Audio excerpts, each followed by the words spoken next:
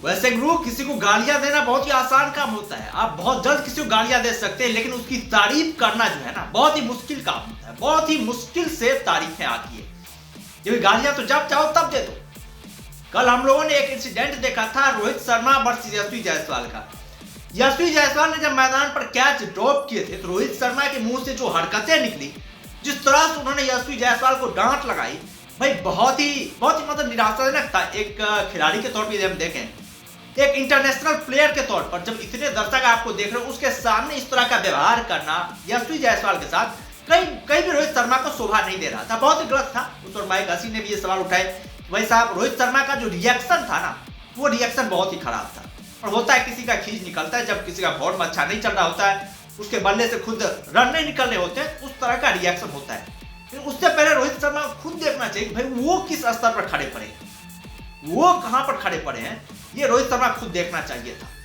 जिस तरह से रोहित शर्मा का परफॉर्मेंस चल रहा है, जिस तरह से रोहित शर्मा कैप्टनशिप चल रही है, गलती करी है लेकिन डांट लगाना बनता है। लेकिन इस तरह से गालियां बकना, इस तरह की मतलब झुंझुला करके उस पर ऐसी रिएक्शन से बातें करना, मतलब कहीं से शोभा नहीं देता है। और यशस्वी जायसवाल ने दिखा दिया है रोहित शर्मा को, मतलब तारीफ करने पर जो है ना, इस बंदे ने विवश कर दिया है। दूसरे इनिंग में जिस तरह से इसने बल्लेबाजी करी, थोड़ी बहुत जो इंडिया जो एक मतलब फाइट बैक करके हारी भी है ना, यदि यशस्वी जायसवाल नहीं चल पाता तो आप समझ सकते भारतीय टीम की क्या हालत होती।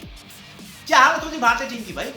एक नाक कटाने वाली बेइज्जती जो होती है, उस टाइप की बेइज्जती होती भारतीय टीम की। दूसरे इनिंग में भारतीय टीम ने सिर्फ और सिर्फ 155 रन पर 10 विकेट गंवा दी। उसमें से सबसे ज्यादा रन किसका है? यशस्वी जायसवाल का 84 रन है इस बंदे का। ओपनिंग क्रम में आया था ये बंदा, 7वें विकेट पर रुपया आउट होकर के गया है। और आज जो है ना, आज इसने अपने नेचुरल गेम के विपरीत जो है, जब उसे पता चला कंडीशन विपरीत है, तो नेचुरल गेम के विपरीत इसने खेल दिखाया।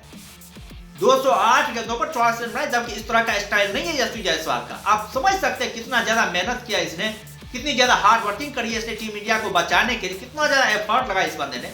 और यही इसी मैच में नहीं, हम लोगों ने पहले टेस्ट मैच में देखा था क्या शानदार मतलब बैटिंग करी थी इसने। पहले इनिंग में भी जबरदस्त बैटिंग करी थी, काफी कमाल की बैटिंग करी थी। एक यही बंदा था जो ऑस्ट्रेलिया गेंदबाजों को डट करके सामना कर रहा था। हालांकि शतक दोनों इनिंग में नहीं आ पाए, जो दोनों इनिंग में शतक डिजर्व करते यशस्वी जायसवाल, वो शतक नहीं आ पाया। फिर जो बल्लेबाजी करी है इसने, काफी कमाल की बल्लेबाजी करी है, बहुत ही जबरदस्त बल्लेबाजी करी है। एक फ्यूचर के सुपरस्टार ओपनर के तौर पर यदि हम देखें तो यशस्वी जायसवाल ने अपने आप को स्थापित कर लिया है। वो दिखा रहे हैं भाई वो आने वाले समय के जो है ना, एक बहुत बड़े सुपरस्टार बनने वाले। और आज यदि एम्पायर गलत डिसीजन देता नहीं, जो कि बहुत विवादास्पद डिसीजन था, पूरे दिन इस बारे में चर्चा होती रही कि भाई एम्पायर का मतलब ऐसा डिसीजन कैसे दे सकता है एम्पायर, जब आपको क्लैरिटी पता नहीं चल रही हो, आपको लग नहीं रहा हो कि भाई साहब कोई बैट्समैन बैट से गेंद लगी हुई है या फिर कुछ हुआ है, और मैदानी एम्पायर जो है आपको नॉट आउट करने का इशारा दिया है, तो आपको मैदान के एम्पायर के डिसीजन के साथ खड़ा होना चाहिए था। लेकिन उस फैसले को बदलते हुए यशस्वी जायसवाल को आउट करवा दिया गया। खैर उस मुद्दे को तो हम लोग छोड़ते हैं, यशस्वी जायसवाल के आउट पर क्या कंट्रोवर्सी थी, नहीं कंट्रोवर्सी थी, इसके लिए हमने पीछे वीडियो बना रखा है, उस वीडियो में जाकर के आप लोग देख सकते हैं। इस टॉपिक पर हम लोग आते हैं, जो रोहित शर्मा की हरकतें थी उस पर हम लोग आते हैं। भाई यशस्वी जायसवाल ने करारा जवाब दिया और रोहित शर्मा को मतलब यशस्वी जायसवाल की तारीफें करनी पड़ी, उनको इन्हें जो है सुपरस्टार बल्लेबाज बताना पड़ा।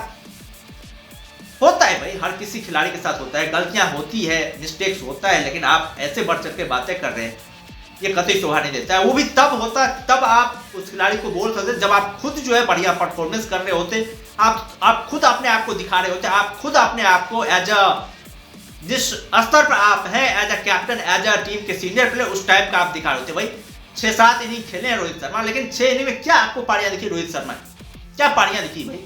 रोहित शर्मा के रन से ज्यादा जसप्रीत बुमराह का विकेट है भाई, विकेट है उनकी। रोहित शर्मा कहीं से भी दूसरे खिलाड़ी को डांटने या फिर कुछ कहने लायक तो नहीं है।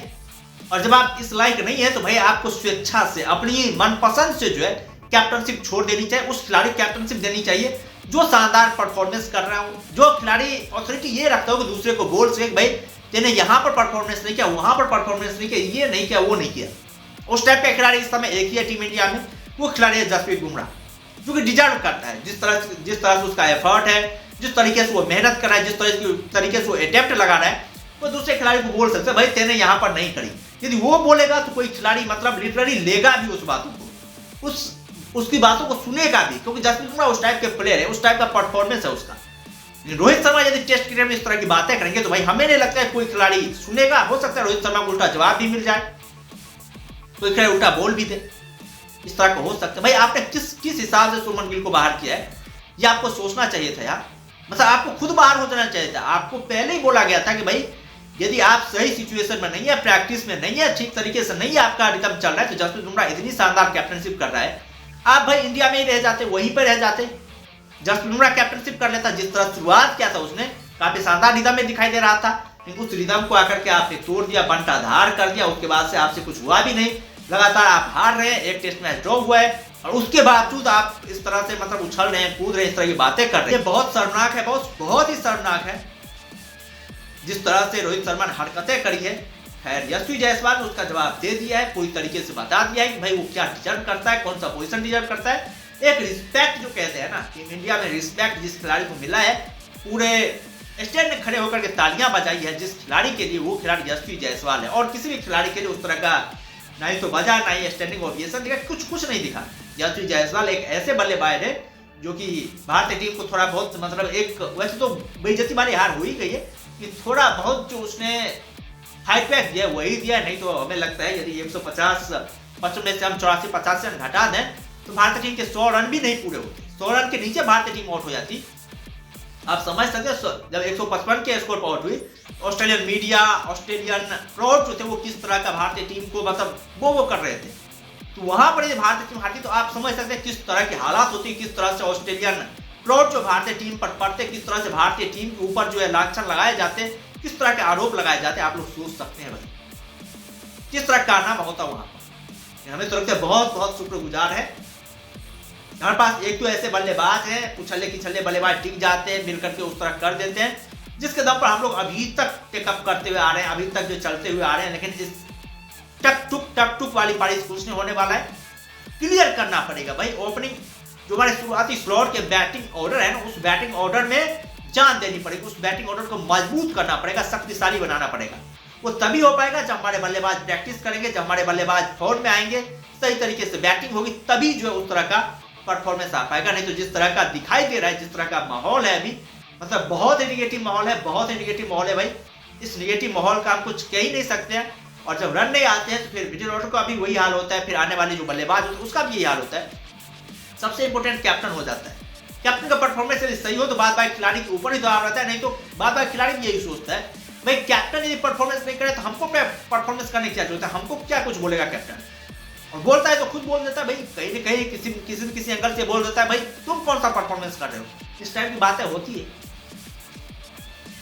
ये मैनेजमेंट को भी सोचना चाहिए कि भाई लीडर यदि फ्लॉप कर रहा हो, बार बार फ्लॉप कर रहा हो, हाँ आप रोहित शर्मा का एज ए प्लेयर ऑप्शनल रखिए, बुमराह कैप्टन रहिए, रोहित शर्मा का एज ए ऑप्शनल रखिए। यदि रोहित शर्मा परफॉर्मेंस करें तो ठीक है, टेस्ट क्रिकेट में कंटिन्यू करेंगे, नहीं कर रहे हैं भाई साहब उन्हें जो है हटाइए। आप वनडे के लिए रखिए उनको कैप्टन। वनडे में भी चैंपियंस ट्रॉफी आने वाला है, वहां पर तो फैसला हो ही जाएगा कि भाई रोहित शर्मा और विराट कोहली का ओडीआई वर्ल्ड कप 2027 का फ्यूचर क्या होने वाला है, वहां पूरी तरीके से फैसला हो जाएगा भाई। खैर तुम लोग क्या कहना है, यशस्वी जायसवाल ने जो जवाब दिया रोहित शर्मा को अपने बैट के माध्यम से, उस पर तुम लोग क्या कहना है, अपना राय कमेंट में जरूर देना।